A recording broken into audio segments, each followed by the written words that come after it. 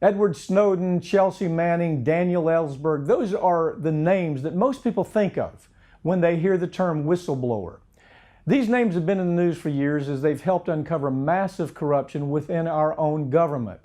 But there are other types of whistleblowers that deserve just as much recognition. And those are the people who help uncover the fraud, uncover the corruption of massive corporations that do business with the federal government and steal from the federal government. These whistleblowers receive far less attention in the media, but they're attacked just as viciously as people like Snowden and Manning. America's whistleblower story actually begins around the time of the Civil War. As the war began, contractors lined up to get lucrative government contracts to provide supplies for the troops, a trend that continues today. And just like they do in modern times, contractors in the 1860s wanted to get as much money as possible while providing the very lowest quality of service.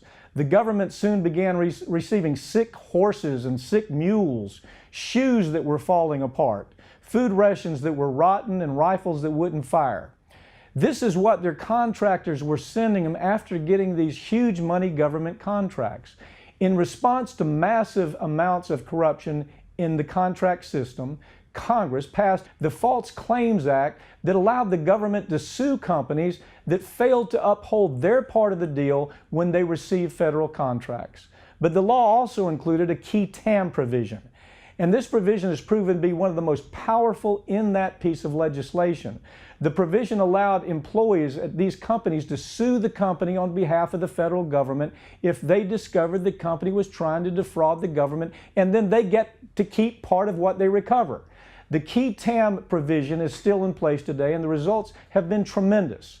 In 2015, the federal government was able to recoup more than $3.5 billion from corporations all across the country in cases brought under the False Claims Act. And with more than 70% of that coming from qui tam cases, we find that the people who bring the cases are then able to keep a percentage of what they recover for the government.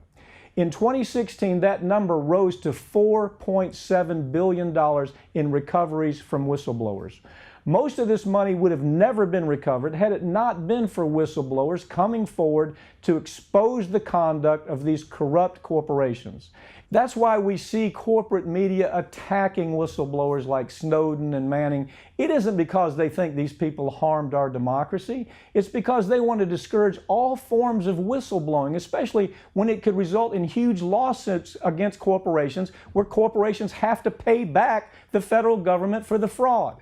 By attacking one kind of whistleblower relentlessly, they're hoping that others will be too afraid to come forward when they find out that the corporation that they're working for might be defrauding the federal government.